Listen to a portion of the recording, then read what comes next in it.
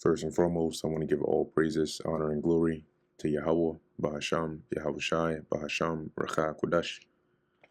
Double honors to the elders and the apostles of Great Millstone, and peace and blessings to the elect. And today we're going to go into the book of Song of Songs, the 7th chapter. How beautiful are thy feet with shoes, O prince's daughter! The joints of thy thighs are like jewels, the work of the hands of a cunning workman. I'm going to pull this up in the NLT as well. So continuing with the love story, you could say, right? This is here the man, all right, in the story speaking to the woman. Okay, so it says here, how beautiful in the NLT are your sandaled feet, O queenly maiden! Your rounded thighs are like jewels, the work of a skilled craftsman. Thy navel is like a round goblet, and your navel is like where your belly button area is, or like your midsection. So it says, thy navel is like a round goblet, which wanteth not liquor.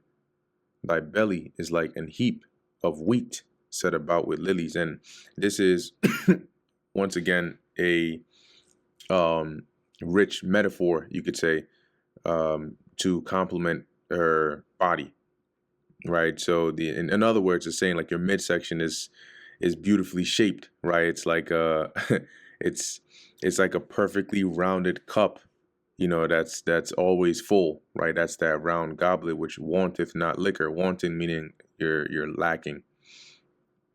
So wanteth not meaning that it's always full.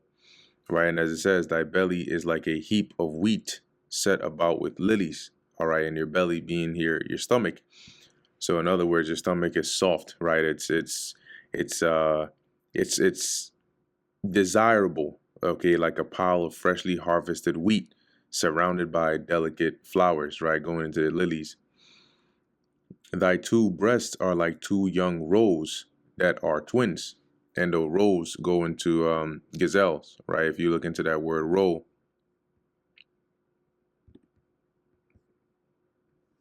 it says here gazelle, right? Or female gazelle. And so he is the use of the two gazelle and them being like twins, right? Twins are identical, right? There's the one looks very similar to the other, so there's no deformities, right? They're and they're young, right? Young roles, so it's youthful looking, right? It's beautifully proportioned. And also, if you look at gazelles and how like when they run, they jump, right? When they run, it's sort of like a little jump, and in this sensual description, you can women that are voluptuous, right? If you look up the word voluptuous, let's actually look up the word voluptuous.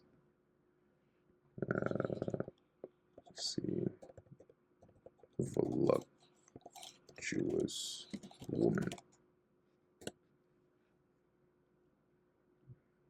All right, it says curvaceous, sexually attractive, typically of a woman. Let's type in here voluptuous. Let's see if they get the AI overview.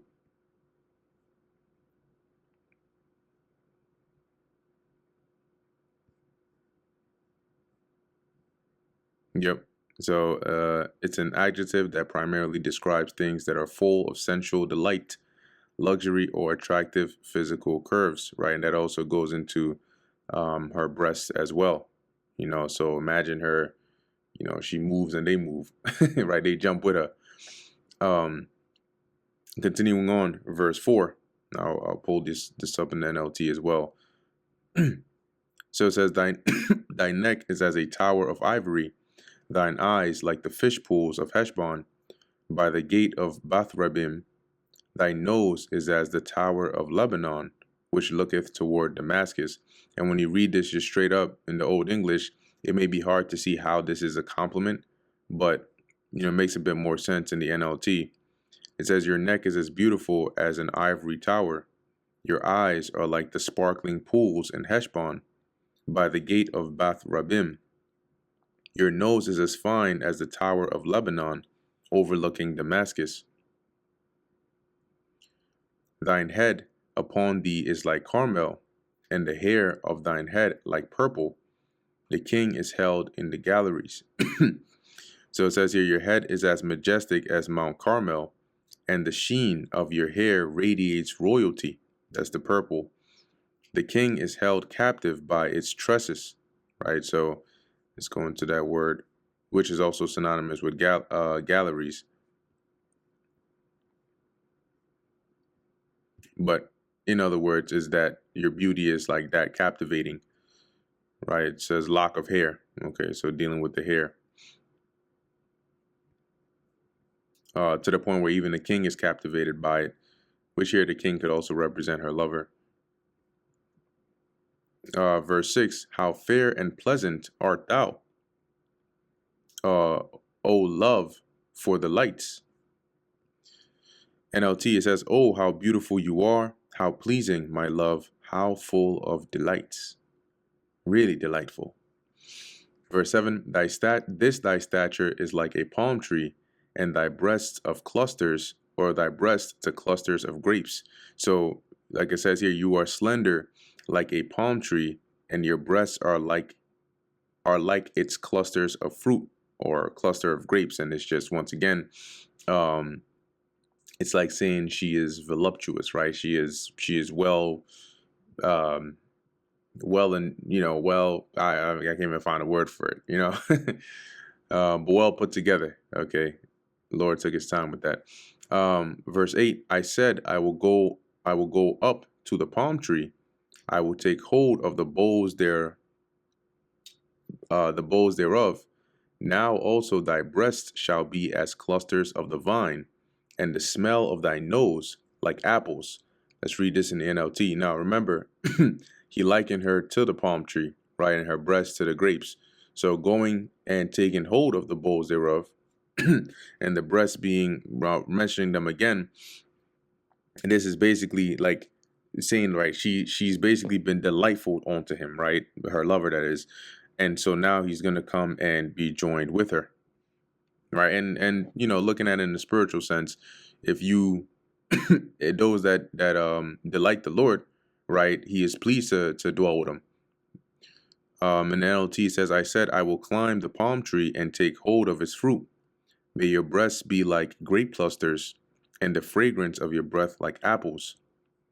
Verse 9, the roof of thy mouth like the best wine for my beloved, that goeth down sweetly, causing the lips of those that are asleep to speak. Now, in verse 9, you have the, looking at it in context, right? Because you can also look at this in a form of an allegory, but I'll get to that in a second. So, in context, dealing with the actual progression of this love song, here the lover, the male, right, the man, her lover, is saying here, right, the roof of your mouth. Let me read this in the NLT as well, which the roof of the mouth is referring to the kiss, right? So it's like saying your kiss is like the best wine, right, for my beloved. And the best wine in the ancient world, or just really in general, wine is associated with pleasure, right? And the best wine would be like high quality. So then it mentions here that goeth down sweetly, right? And so wine that goes down sweetly is what? It's pleasant, right? It's not harsh, it's gentle, it's a good feeling. Okay, causing the lips of those that are asleep to speak. And that's another way of it's really just referring to like arousal, right?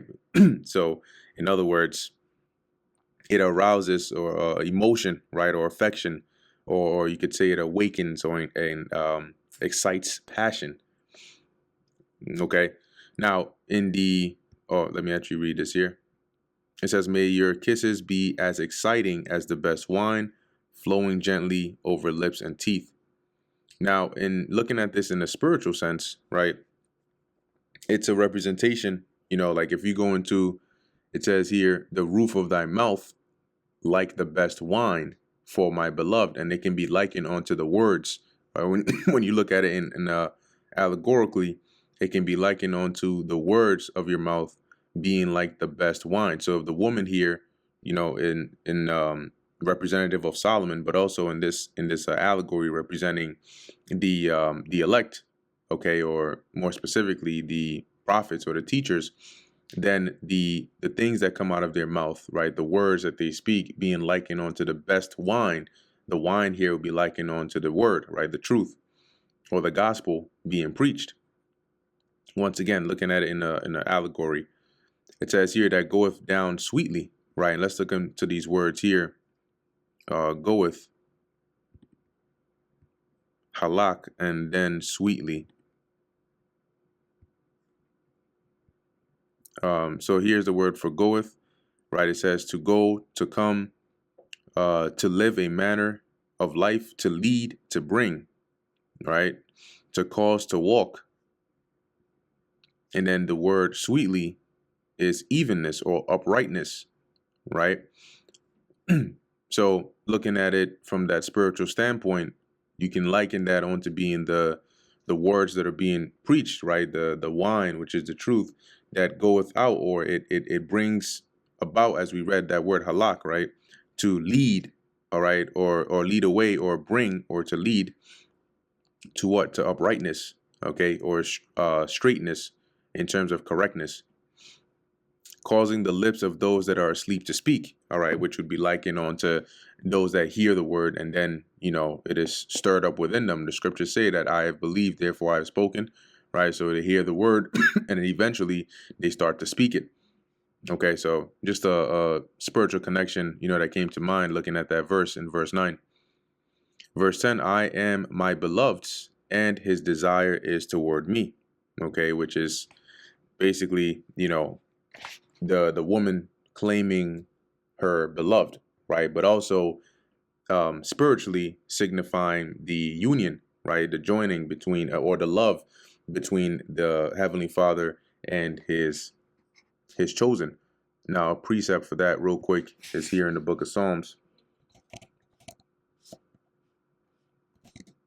chapter 147, verse 11. Right, it says here, the Lord taketh pleasure in them that fear him, in those that hope in his mercy. So those that hope in the Lord's mercy, those that fear him, can be likened onto this woman here, right? In terms of in the eyes of the Lord, right? So you see how desirous this lover is towards his woman. That's how the Lord is, in the spiritual sense, towards those that fear him and that do his will. As it says, his desire is toward me. Verse 11, come, my beloved, let us go forth into the field. Let us lodge in the villages. Let's read this here in the NLT as well. Come, my love, let us go out to the fields and spend the night among the wildflowers. So now it continues back the progression of the, the the context of the story here, right? Where she's calling to her beloved.